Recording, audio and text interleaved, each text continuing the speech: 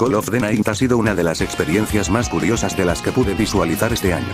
No porque fuese profunda o algo similar, sino más bien el cómo puede dividir a la audiencia. Hubo mucha gente alabándola, sí, pero también hubo aquella que la tachaba como basura, e incluso, como dañina al promover, supuestamente, cosas nocivas. ¿De verdad es para tanto? Hoy quisiera hablarles de este anime, así que sin nada más que decir de momento, empecemos. La premisa de este anime es muy básica. La misma rodea a Yamori Kyo, un chico de 14 años que no hace prácticamente nada con su vida, hasta que decide salir a pasar el tiempo durante la noche debido a su insomnio. En uno de los momentos se encuentra con una chica bastante inusual, Nazuna Nanakusa, quien decide ayudarlo con su problema enseñándole el entorno en el que viven cotidianamente. Todo cambia cuando Yamori descubre que es una vampira, y es aquí donde él cree que encontró el sentido de su vida, convertirse en un vampiro, pero solo lo logrará si se enamora de Nazuna, ya que es así la manera de cómo se convierten. Asimismo, a lo largo de la serie se van incluyendo a otros personajes con distintos propósitos, hasta llegar a los últimos episodios donde la serie emplea un dilema que intenta desarrollar, sobre si Yamori realmente cree que el sentido de su vida es sobre convertirse en un vampiro o el vivir como un ser humano común y corriente. La estructura de este anime, que sobra decir que es un rom-com, se basa en una primera mitad con un ritmo lento para una segunda en cual posee un poco más de contenido narrativo con un ritmo más acelerado. Y esta es una de las principales quejas que hay sobre la serie, su ritmo. En la primera mitad no ocurre algo de mayor importancia, solo muestra las interacciones que hay entre los protagonistas para que así se conozcan mejor. Es una dinámica que funciona al principio pero que luego se desgasta, ya que la interacción inicial se basa en que Yamori es un total ignorante, y Nazuna alguien que aparenta saber de lo que habla, por lo que los verás en distintas situaciones donde este choque de personalidades se combinan. Y esto se refuerza más cuando se introduce al personaje de Akira, una amiga de la infancia de Yamori, quien quiere que él vaya a la escuela por creer que Nazuna es alguien perjudicial para él, cuestionando al dúo de lo que suelen hacer, provocando escenas donde los personajes se desenvuelven y muestren algo de carisma para que el ambiente no se sienta tan muerto. Sin embargo, llega un punto donde esta dinámica se desgasta, y un ejemplo de esto es que hay demasiadas escenas algo largas donde Yamori se cuestiona literalmente cualquier cosa, tomándose mucho más en serio su rol de lo que debería y haciendo que cada encuentro que este trío tenga se sienta que la serie le está dando vueltas a un mismo punto. Por lo que se podría decir que el ritmo inicial es algo que está a favor y en contra. Hablando más concretamente de la caracterización de los protagonistas, algo que la serie sí hace bien es la actuación de voz que les proporciona sus respectivos seiyūs. Nazuna es bastante carismática más que nada por la caracterización que su seiyū le da, siendo esta una bastante versátil e inmersiva, ya que da aquella sensación de que es una vampira con experiencia nocturna, sumado a la caracterización del seiyū de Yamori, el cual retrata bastante bien a un chico distraído y sin experiencia, pero conservando aún el sentido común. Esto vuelve a la serie un poco más digerible, y que el dúo principal tuviera algo de química, porque están decentemente caracterizados por el choque de sus personalidades, haciendo que haya una interacción algo simpática de ver. Pero es aquí donde entramos al punto más controversial del anime, el hecho que Nazuna sea una manipuladora, y, supuestamente, una fan de Kyuris. Durante toda la serie se nos pinta el tema de los vampiros y de la noche como algo genial, algo cool para estresarte y que no tiene absolutamente nada de malo, con Nazuna manipulando a Yamori para que él no se distancie de ella. Esto se emplea para el cambio de enfoque que hay en la serie durante los últimos episodios, donde se nos muestra que estar en estas pendejadas tiene sus consecuencias. Esto es algo que está muy mal interpretado, pero la serie ejecuta este tema decentemente, déjenles explico. Yamori es alguien que prácticamente no tiene vida, ya que su madre trabaja todo el día y noche, probablemente no ha visto a su padre desde hace años, dejó de ir a la escuela por sus inseguridades, no tiene contacto directo con sus amigos por lo mismo, y como tal no tiene absolutamente nada de qué perder, por lo que tiene sentido que él decida salir a la calle en la noche ignorando todo lo que le pueda pasar. Después de todo, lo hace para poder experimentar algo nuevo. Nazuna sigue el mismo ejemplo pero de distinta manera. Alguien que no puede salir de día y no tiene con quién pasar la noche, por lo que decide manipular al chico para poder llenar ese vacío que posee. Durante la serie la pasan bien para poder dar esa inmersión de que lo está manipulando para que él crea que todo es color de rosas, hasta que se llega a la segunda mitad donde Yamori descubre que está en peligro por saber la existencia de los vampiros, ya que estas lo amenazan con matarlo si no se convierte en uno, y Nazuna está consciente de eso por lo que cada vez que aparece un potencial peligro irá a salvarlo, porque fue ella la que lo metió en ese problema y no quiere que alguien lo dañe.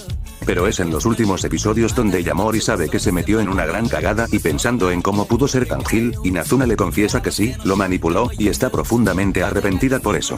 ¿A qué quiero llegar? Que la serie jamás muestra a Nazuna como una santa y que no se acobarda en mostrar que es una manipuladora. Al principio se juntó con Yamori como un método egoísta, valiéndole una mierda con lo que le pueda pasar.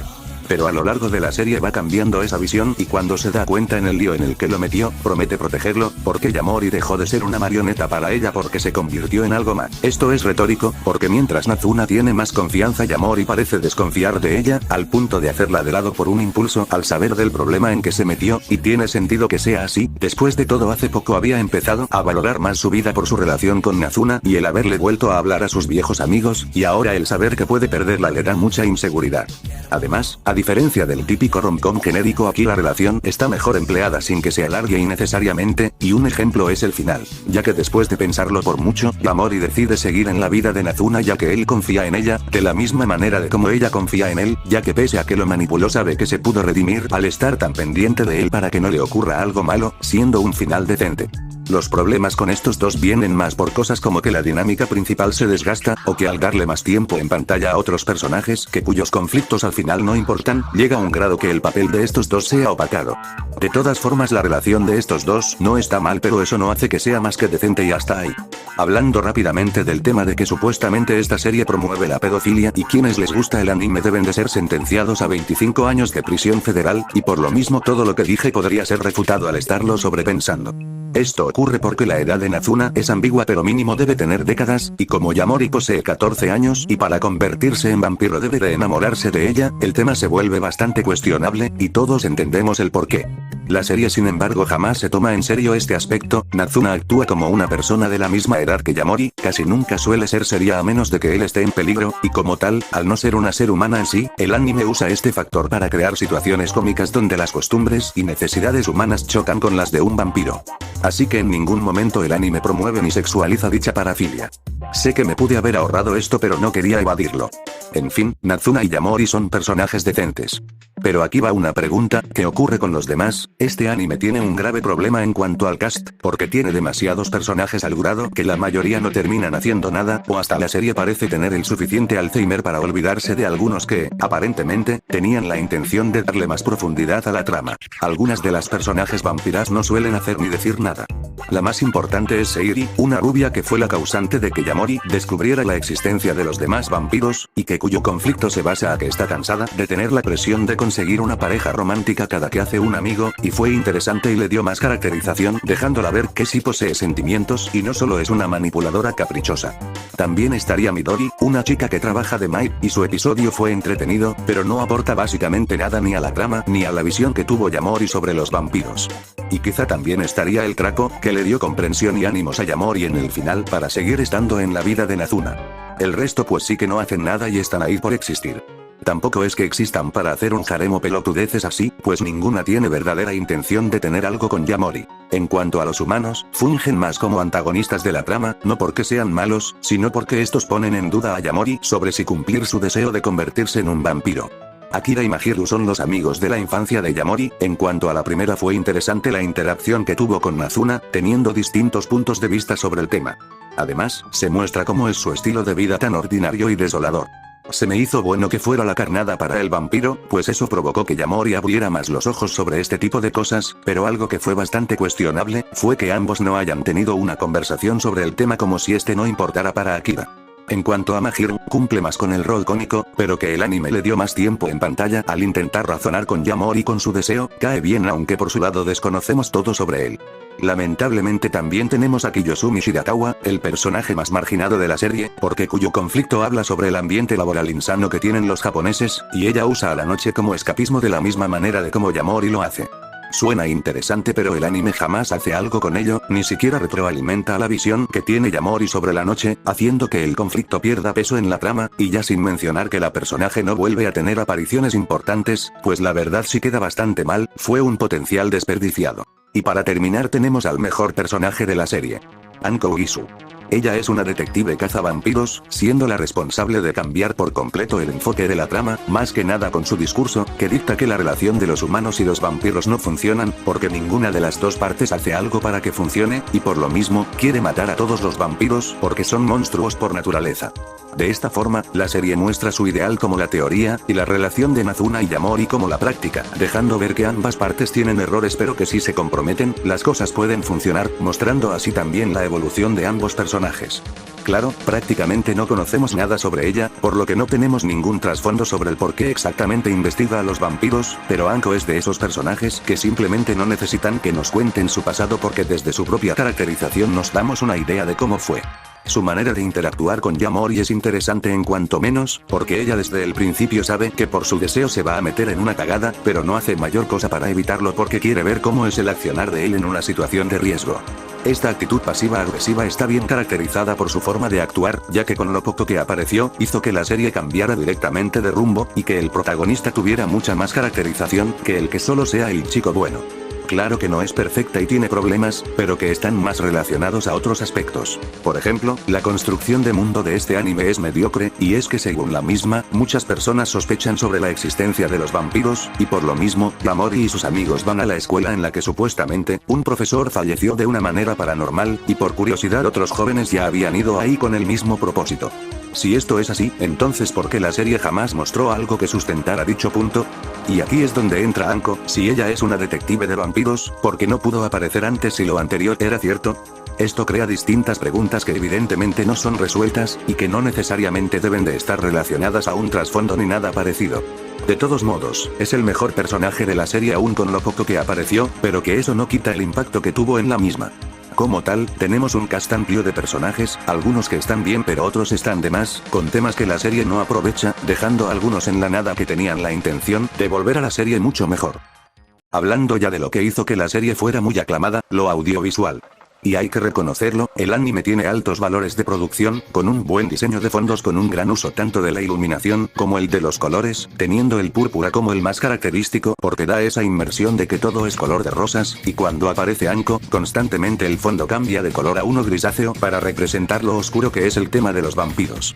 El diseño de personajes si bien es minimalista no es uno raro, anatómicamente es agradable, y el cambio de diseño que hay en escenas serias a cómicas no desentona con el ambiente teniendo su adecuada transición, además de que la mayoría de personajes tienen una vestimenta o reacciones faciales que haga que sea fácil de reconocer. Cierto que en algunas vampiras parece que usan la misma estructura facial, aunque para disimular un poco eso contienen algún detalle para diferenciarlas. La animación es fluida y lo logra teniendo distintos usos y estilos al momento de que los personajes hagan alguna acción, además de demostrar que puede elaborar combates entretenidos con buenas coreografías y ángulos de cámara, evocando en el proceso los sentimientos adecuados. La música es buenarda, el OST se caracteriza por tener música con temas de DJ y rap, mezclado también con tonalidades tranquilas con una buena variedad de instrumentos. Cada tema está ambientado adecuadamente, con su debida distancia sonora, el cual sirve para evocar diferentes sentimientos con el sonido y con el silencio, por ejemplo, la escena donde Yamori corre por la calle, donde no hay música y solo se escucha la patrulla, demostrando desesperación. En cuanto al opening, sin miedo a equivocarme, puedo decir que este es el mejor de todo el año, ya sea porque vocalmente es muy expresiva y denota lo que la serie quiere transmitir, visualmente es muy dinámica, la letra es una buena metáfora de lo que va la serie, es una buena apertura a decir verdad. Lo mismo va para el ending que sigue el mismo nivel de calidad, tanto auditiva y visualmente hablando. La actuación de voz es igualmente destacable, siendo las voces de Nazuna y Anko las mejores ya que le dan sus respectivas caracterizaciones y son muy icónicas en la serie. El resto del elenco también hicieron un buen trabajo, haciendo que los personajes tengan viveza y algún tipo de química. Puedo entender perfectamente a quienes maman la serie por lo técnico, da una excelente presentación a la misma y negarlo es estúpido. Así que ya sin nada más que decir, terminemos con esto. Al final, ¿qué es Call of the Night? ¿Es una basura, algo aceptable o hasta bueno? Realmente es bastante sencillo de atinarle cuál es su calidad, ya que después de todo es un producto bastante simple, solo déjenselo a los morros miados de 14 años, y solo así, se volverá una obra maestra. Pero hablando en serio, Call of the Night no es una obra profunda como a veces se intenta tomar a sí misma, pero sí algo que es mucho más destacable y más dentro de su demografía. Un rom-com que intenta refrescar el concepto con el tema de los vampiros, alejándose un poco de muchos de los elementos que les caracterizan. Claro, la primera mitad es pesada y no ocurre la gran cosa, pero es la segunda y más los últimos episodios que son lo que me hace decir que Call of the Night es un anime decente. Presenta a dos protagonistas que sí evolucionan durante la serie, con caracterizaciones que los definen como un dúo dinámico tanto por sus personalidades opuestas, como la inexperiencia de uno y la experiencia del otro. Con personajes secundarios que están más o menos, algunos agradables, otros con los que ni siquiera se aprovecharon, y uno que otro existe y ya. Pero su antagonista es memorable aún con lo poco que apareció, definitivamente una muestra que con muy poco puedes hacer mucho. Claro que tiene problemas como una apenas construcción de mundo que es mediocre, y tener temas bastante interesantes que al final no tuvieron tiempo en pantalla. Pero dentro de todo, está en las líneas de la decencia, evidentemente sus altos valores de producción también la ayudan, hacen que la serie sea más dinámica con lo que intenta desarrollar. Así es como concluyó que Call of the Night, aún sin ser la gran cosa, es un anime decente. Y eso es todo por esta ocasión. Nos vemos luego, y próspero año nuevo, querida gente.